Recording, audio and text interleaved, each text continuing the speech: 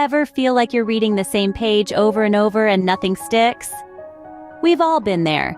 You're studying for an important exam, you've read the chapter 10 times, and yet the information just doesn't seem to stay in your head.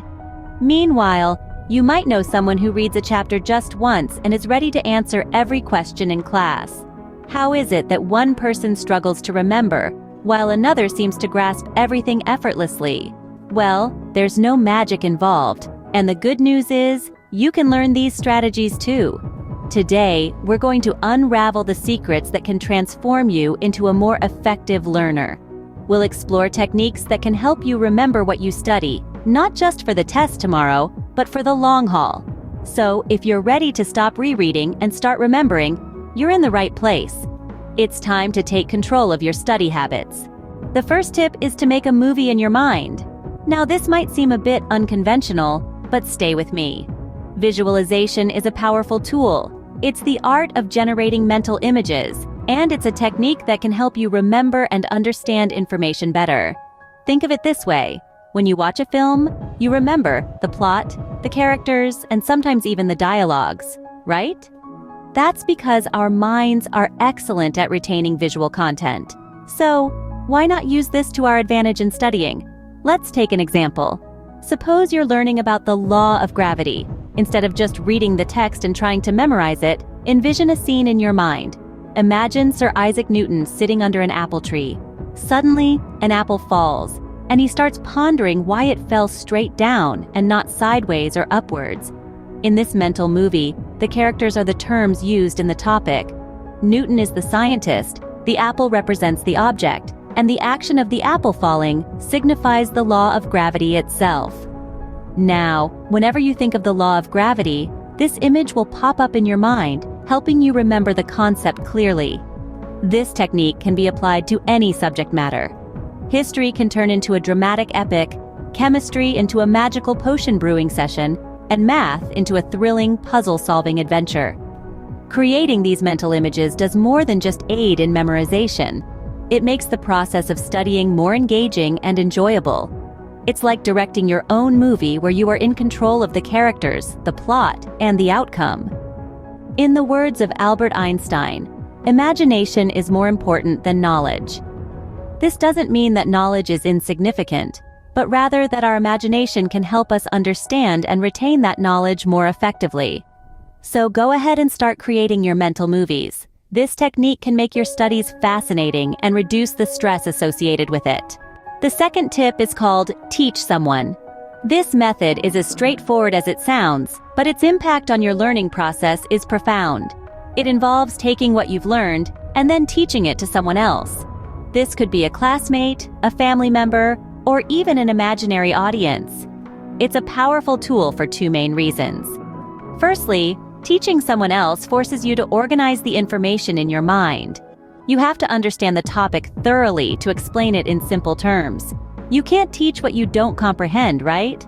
So, as you prepare to teach, you inadvertently deepen your understanding of the material. You go beyond memorization to truly grasp the concepts. Secondly, when you teach, you're not just passively going over the information. You're actively engaging with it. You're explaining, giving examples, answering questions, and maybe even defending your understanding of the subject.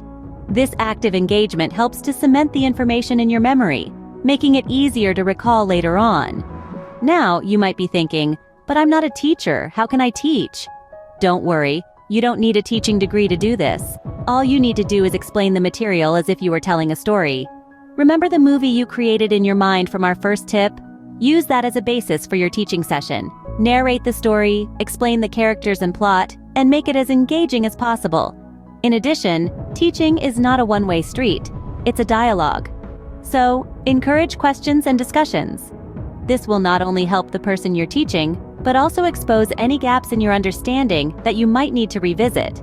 To sum up, teaching what you've learned is a powerful way to deepen your understanding and improve your memory retention. It might seem like a lot of work, but the payoff is immense. And remember, the more you share your knowledge, the more it grows. But how do you put these techniques into practice? You may wonder. It's simpler than you think. Start by choosing a chapter or topic you've been struggling with.